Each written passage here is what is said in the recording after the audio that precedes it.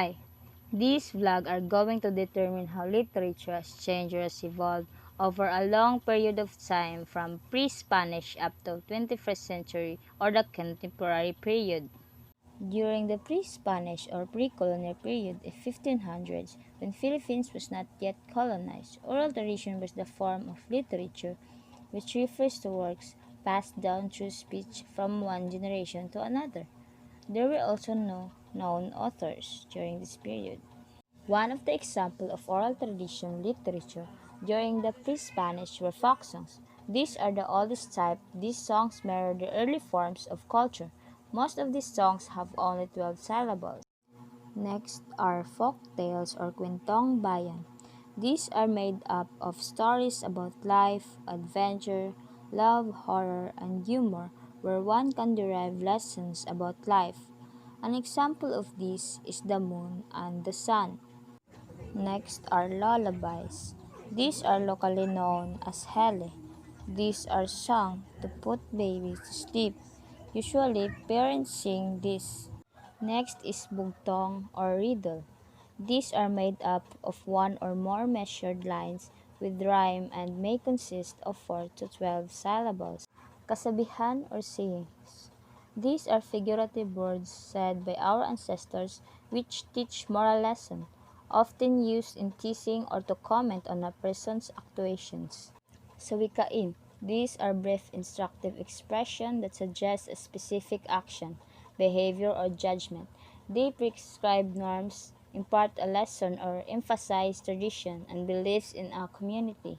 The Epic Age. Epics are long narrative poems in which a series of heroic achievements or events, usually of a hero, are dealt with at length. An example is Ang Biyag ni Lamang, first Philippine folk epic to be recorded written by Pedro Bocanegra.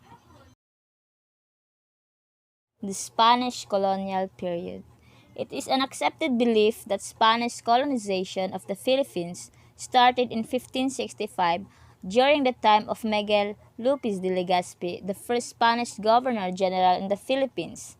Literature started to flourish during his time. During these times, many changes occurred in the lives of Filipinos. They embraced the Catholic religion, changed their names, and were baptized. Their lifestyle changed too. This is also when the first three books in the Philippines were published. Ang Doctrine Christiana or the Christian Doctrine. This was the first book printed in the Philippines in 1593. It was written by Father Juan de Presencia and Father Domingo Nieva in Tagalog and Spanish. It contains chants and Catholic prayers. It only has 87 pages but cost $5,000. The Passion. This is the book about life and sufferings of Jesus Christ. It is read only during Lent. There were 4 versions of this in Tagalog. And lastly, the Urbana at Filesa, written by Modesto de Castro. These are letters between two sisters Urbana at Filesa and have influenced greatly the behavior of people in society because the letters dealt with good behavior. The recreational plays, performed by Filipinos during the Spanish times, almost all of them were in poetic form. One of the example of this, the Cenaculo. This is dramatic performance to commemorate the passion and death of Jesus Christ. The Panonoloyan. This is presented before 12 on Christmas Eve. This is a presentation of the search of the Virgin Mary and Saint Joseph for an inn wherein to deliver the baby Jesus. And lastly, the Balagtasan.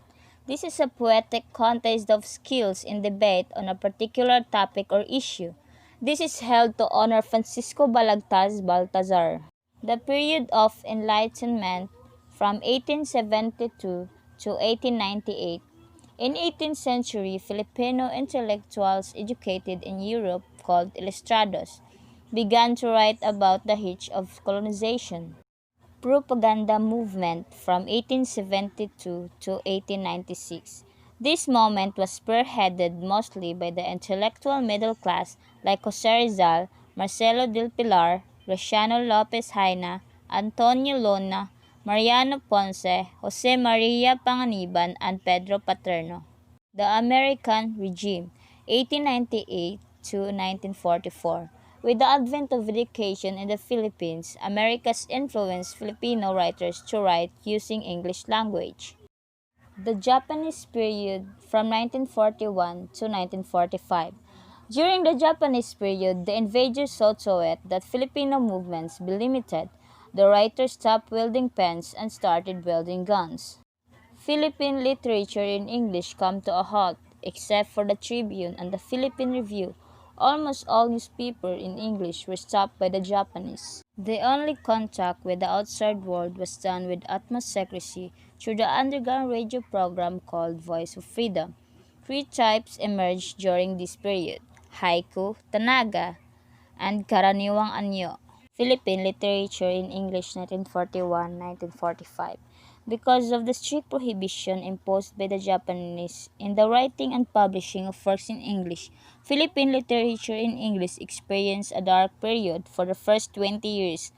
Many books were published both in English and the new Filipino literature was revived during this period.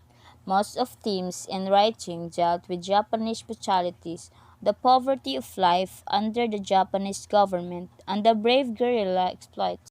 Period of activism 1970 to 1972.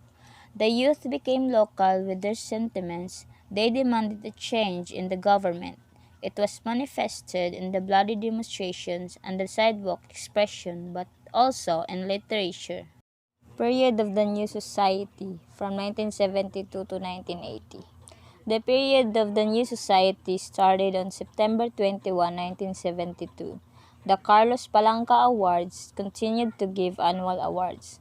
Poems dealt with patience, regard for native culture, customs, and the beauties of nature and surroundings. Newspaper donned new forms. Period of the Third Republic, 1981 to 1985. Poems during this period of the Third Republic were romantic and revolutionary. Many Filipino songs dealt with themes that were true to life, like those of grief, poverty, aspirations for freedom, love of God, of country, and fellow men. Post-EDSA Revolution, 1986 to 1985. In this period, changes were noticed in the new Filipino songs, newspaper speeches, and even in the television program. The newspaper that enjoyed an overnight increase in circulation were the Inquirer, Malaya, and the People's Journal. 21st century period from 2001 to present. The new trends have been used and introduced to meet the need and taste of the new generation. 21st century learners are demanded to be ICT inclined to compete with the style and format of writing as well.